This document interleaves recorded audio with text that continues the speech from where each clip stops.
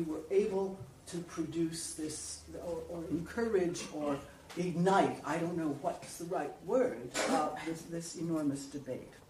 Now, Lisbon is really exactly the same thing, with some additions, some dangerous additions, as the Constitution that we and the Dutch voted against.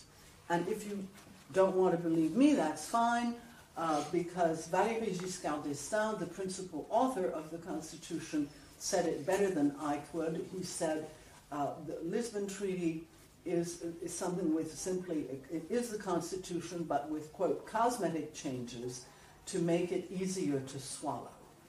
And it was not just a cosmetic change, because in fact the structure of the Lisbon Treaty, I don't know if you've tried to find it or to read it or to figure out what's in it, but most people haven't, and most people won't, for the simple reason that it is not readable. You can't figure it out. And here is what Giscard's second in command, the vice president of the Constitutional Convention, Giuliano D'Amato, said about it.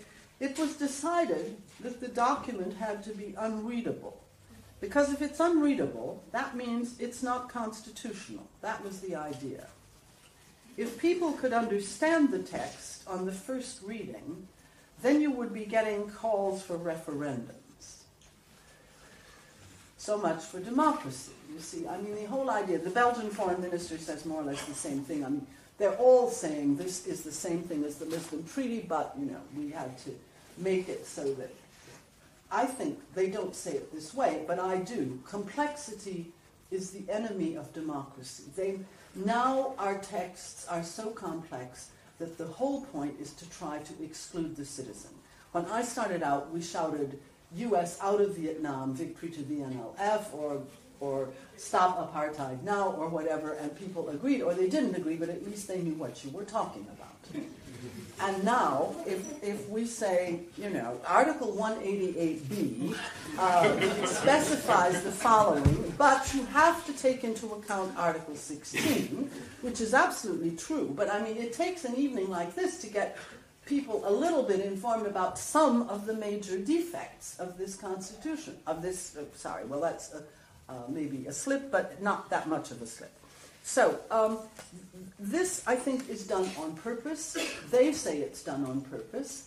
And this is to confuse voters. And there's another aspect, which is, this was used on me yesterday at the Forum on Europe, which is to try to make you feel guilty for being in favor of the no. Well, I think you can be a patriotic European and still be very much in favor of the no, because this is a blow for democracy, and it is a blow for the real Europe that we want, which should be democratic, social, and ecological.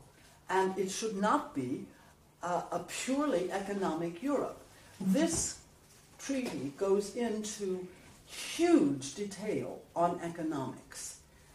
A French friend has done the word search. The word market comes in 63 times.